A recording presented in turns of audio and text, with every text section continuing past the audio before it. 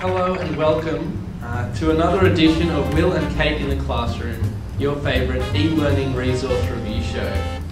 This week I'll be showing you an interactive e-book builder for the iPad. And I'll be showing you a site full of free interactive science games. Following Squire's lead, we'll be delving into three main issues: how students' learning can be improved by using these resources, how teachers use the resources to improve and extend their teaching, and how teachers and students interact in classrooms in which the resources are being used. Well, let's get to work. The first resource we're going to share with you is called Moglu. It is a piece of software for your PC which allows you to build an interactive ebook for your iPad. I love this software. It made it easy to create ebooks which look professional and are great fun to read and play with.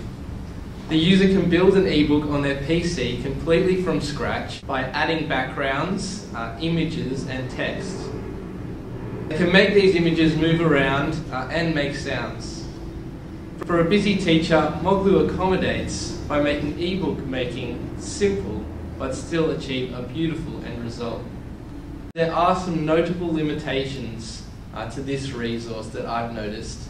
The first is there are only a limited selection of pre-made images and backgrounds to choose from on the software.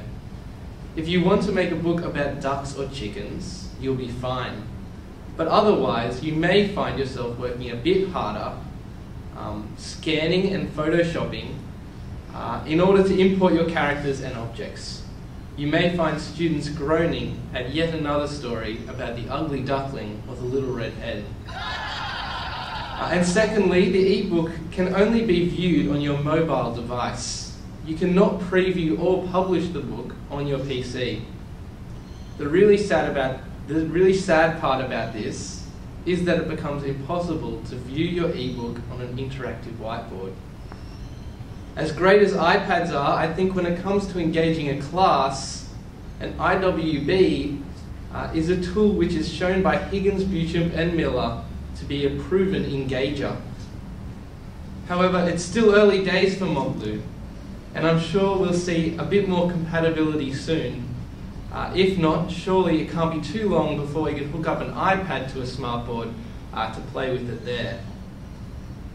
And I just want to add that Moglu is not a substitute for good literature teaching.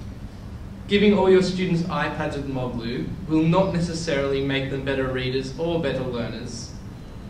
Thinking of Kohler and Mishra's TPAC model, it is necessary to still have appropriate pedagogy to accompany this tool. Let's have a quick look at what Moglu can do. As you can see, you can click and drag objects, making them make sounds and actions, and bringing text as well. Hello, wooden puppet. Kate, I give Moglu a 4 out of 5. It's a fantastic app, but I think there's still so much work to be done. Sounds like a great start on a promising piece of software, Will. I'll give it a 3 out of 5. The next resource is a fun website that teaches students about the physics of amusement parks.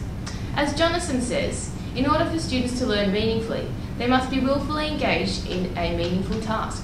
And let's face it, what kid isn't going to be totally excited about an interactive roller coaster game? The students learn about the physics of a roller coaster as they construct their own ride. They learn at each step what heights, speeds and momentum are necessary to make their ride safe, successful and fun. Once they have completed their ride, they can test it to see it work. If it's not safe, the test dummy won't make it to the next test. The website is presented in animation that would be highly appealing to children. A funny robot guides them around, giving them different facts and tips. It also helps that the content is presented step by step, so the students can work through at their own pace, ensuring that they understand.